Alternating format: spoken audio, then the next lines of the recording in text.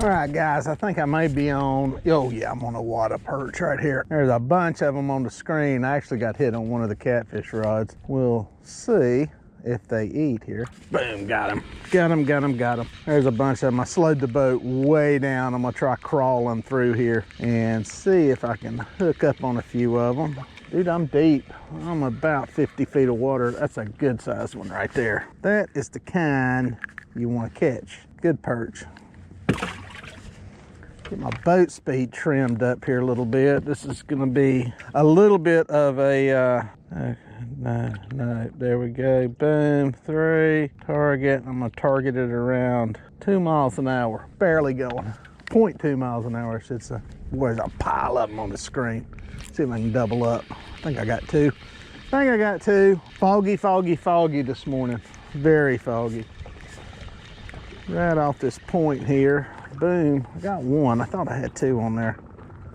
Trick here is gonna be try to stay on top of them. Baits are doing, lines are doing. I had something hit this one that had chicken on it.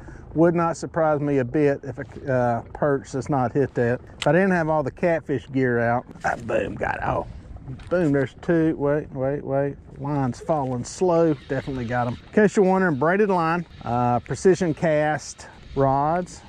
That's an old Runsell reel. I think that's about a 2000 series reel. We are out here looking for catfish, but I saw these on the screen and I said, oh, that's a good one. These are eater size. Right there's the air bladder sticking out. See that right there? If you puncture that with a knife, they will go down in your tank when you put them in there. Otherwise, they're gonna stay on the top. Let's just puncture that. Boom. If you were releasing them alive, that would actually heal up. But there we go. Dropping it back down. They're all through here. Like I said, I'm just trying to slow down and stay on top of them. If I was fishing for them totally and didn't have all these other rods out, I'd spot lock on top of them and probably be able to kill them. Boom, there's 1. Look at boom, got him. I'd stay on top of them that way, but I'm just kind of cruising. I got a point here, got a shoal, kind of a good area for it. And I'm gonna double up for you. I am using nothing but pieces of cut bait to catch these fish. Little bitty pieces of actually perch. And it just looks like the little bitty fish. Here's one here in the floor. That's what one of them spit up. That's what they're feeding on right there. Little bitty this year's hatch. And we're just trying to mimic that, at least the way it looks. Oh, there's a pile of them on the screen. A pile. Boom, there's 1. If I get another one to hit, what'll happen is they'll see that one flailing around. Pop one of them off, drop it back down. They'll see that one flailing around, and then they'll come over there and see, boom, there's one of them, chicken. Unreal. Let's see if he stays on. Did he stay on? Yep, he stayed on. This, guys, is one I dropped mid-water column to see if something would hit chicken, and by granny it did. Look at that, deuces. That's on a piece of chicken, a little bitty piece of chicken, just to see if they would hit it. And guess what? They clobbered it. There we go. These are decent sized fish here. Decent size. Got a boat coming up near us. Boom. Okay. We'll cut a little piece of chicken here so you can see. I ain't lying to you. And I dropped this mid-water column just to see if one of these hybrid bass would hit it. Perch came up and hit it. We'll take whatever we get. We got one on this rod right here. I'm gonna drop this one. Where can I get to it? Let's drop it back on this side. Whoop. Got a mid-water column with it. Boy, it's loaded up on the screen. I gotta show you the screen. I could see it on the screen earlier. Getting it down to about 30 feet. Boom, boom, boom, boom. I'm gonna try to show you this screen here in a second. Let me get this fish, if it's on there. Yep, it is. It is. Whacking and stacking right now, guys. We'll see how long this lasts. Like I said, I got the boat barely moving through here. Deuces again. Deuces. That's what I was trying to get in there. This is catching, not fishing. When it happens, it happens. It looks impressive. but let's keep in mind, pop that air bladder, boom, that I've been dragging through here for hour and a half, 2 hours before I hit these fish. So I'll show you what this screen looks like if they're still on here. Ah, they're gone. They're gone. That's what some of them look like right there. That is not crowded. That is my line going down right there. You can catch these things on jigs. You can catch them on minnows. You can catch them on about anything that's shiny and lifelike and mimics a fish. Boom, there's a fish right there. That is a better fish. Let's see what we got. Let's see what we got here. Boom, now I got the perch rod going off. Go figure. This is probably a catfish. Like I always say, if you can get around these perch schools, and there's usually catfish, and if you get them biting, I don't know, I think it brings life. Action brings action. The old ugly sticks, getting a little practice on them, seeing how they work, getting used to the action, getting used to the shorter butt. They got a shorter butt on them. This rod over here, he's holding on. I'm waiting for one to hit the chicken again. Proof that they will eat chicken. Big old channel cat again. Come on, big boy. Come on, big boy. Get you up here. And we found the channel cats. Nice size channel cats. This is, we don't get these on the home lake. That's nice right there.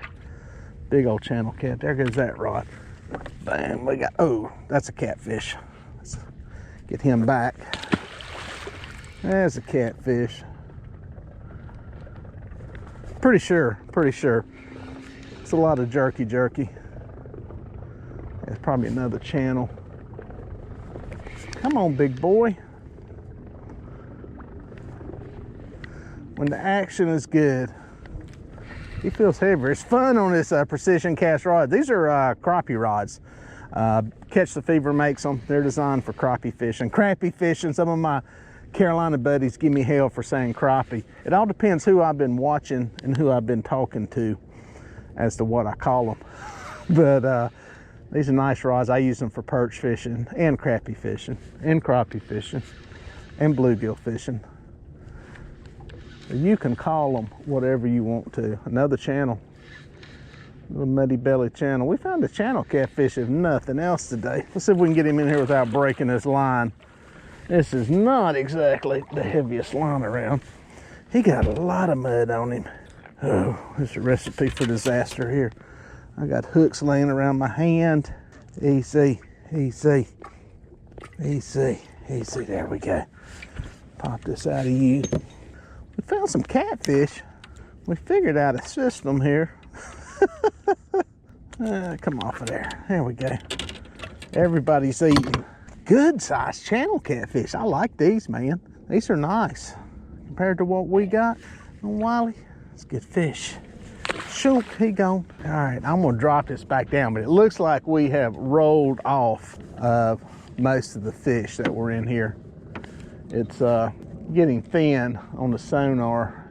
Now sometimes that can happen. You get a channel catfish like that thrashing around, and then perch decide to bail out on you. But that's how quick it can happen and how quick it can be on fire. So there's a bunch of them in the tank.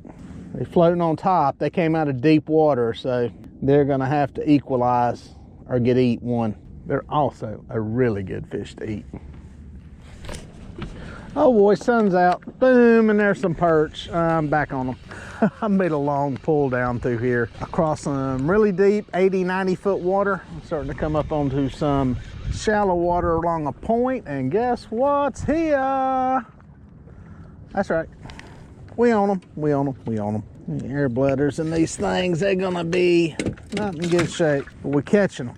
I'm gonna give this a little more of a pull down through here just for the fun of it. Drop that baby back down. Get it going.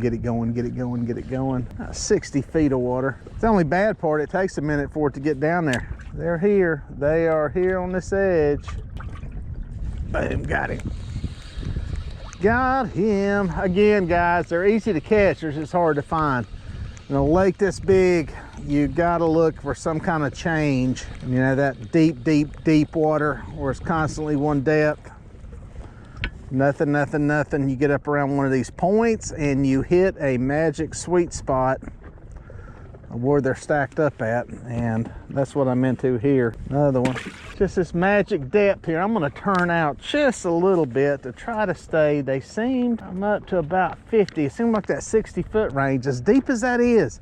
On our lake, you would never catch perch that deep of water. But here, it's not uncommon at all. So that's how bodies of water can be different. Let your sonar tell you where they're at. Let the fish tell you where they're feeding at. And that's, you know, sometimes the day, finally clear enough out here I can get around now. But I have fished a long time, and the fog forced me to fish a little pattern here. And I've caught fish. I found the perch. I found all this stuff. And it's because I'm forced to fish an area I wouldn't normally fish. So that's kind of cool. If you're in a lake, a lot of these Carolina reservoirs, I think they're down into Georgia, and usually has these white perch in them. So they're fun to catch. They're an excellent bait. If you get some of these bigger ones, which I pulled out today, they're actually good to eat too. They're great to learn how to set the hook on a fish. If you've got a kid or somebody new to angling, it's a great way to feel a bite, feel an aggressive bite, and be able to set the hook on it. About any spinning tackle will work. I like something in that 2000 series. You don't need a big reel. I use braided line for sensitivity. It works good with these striper or precision cast rods, but you can just use monofilament. The rod behind me, it's just got regular mono on it. Braid will give you some sensitivity, especially if you get into some crappie. They got a little more subtle bite sometimes. But this will let you feel the bottom too. You can kind of get a feel for what there is down there as far as hard bottom, soft bottom, all that kind of stuff, which can give you some clues as to where those fish might be hanging out in case you're trying to pattern them on a different part of the body of water you're fishing. Sometimes they're across hard bottoms for whatever reason. Sometimes they're across some softer stuff. These things do eat mussels, by the way. If you get enough of them in your tank, when you drain the tank, you will find little bitty mussels in there. So they will sit and eat those things too, just like a catfish will. It's kind of interesting. Fun fish to catch, fairly easy to do once you find them. Again, points, any points, humps, those kind of places. And again, it's what is specific to the lake that you're on, what depth they like. And again, this is a lake where we're sitting in 40 feet of water right now catching fish. It's rare you catch them on Lake Wiley in that depth or Lake Wateree. There's times when they're there, but it's not a regular place. And there's deuces right there. I would tell somebody to go fish for them that deep in those reservoirs. So adapt to the waters you're fishing. And be patient, cover water when you can. That one's got again, you can see that little bubble sticking out right there. That is a air bladder, which I will pop so that when I put them in my bait tank at home, they will be able to go down better. Come back down, see if there's a couple more on here. Right here on the point, like I said, you can catch these things with a jig and spoon. You could literally come out here and drop a jig and spoon down and catch them. You can catch them definitely with minnows, live bait. They'll definitely hit that.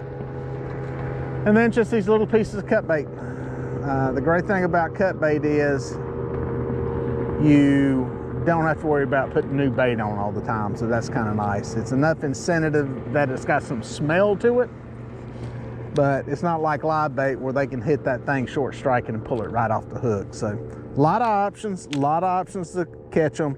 A lot of different places that have these fish, and like I said, they're addictive. I've been sitting here for 5 minutes going, all right, I got enough, I'm gonna quit. But you just keep catching them, keep bringing them in, and bam, there's another one.